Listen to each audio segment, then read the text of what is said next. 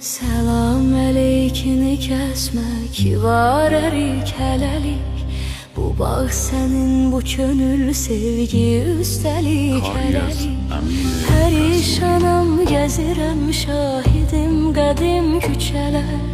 Tavar bazar təzə meydan, pirətməlik hələlik. Gedib sorağını qartal daşında axtarıram, deyəm gəlib savalanda çəkir keşik hələlik.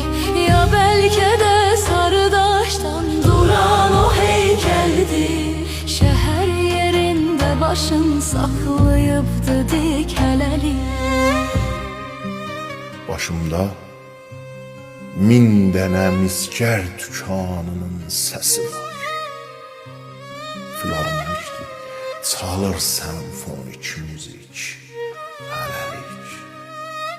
Aşıqlar eşqinə, bu eşqə dörd aşıq attım. Nə alçı durdu, nə toxan, nə bök, nə cik, hələlik.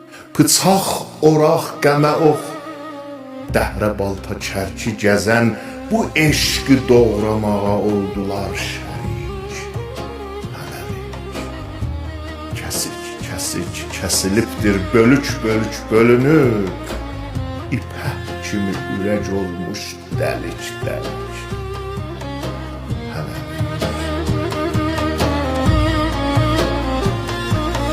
Aşıqlar eşqinə, bu eşqə dörd aşıq attım.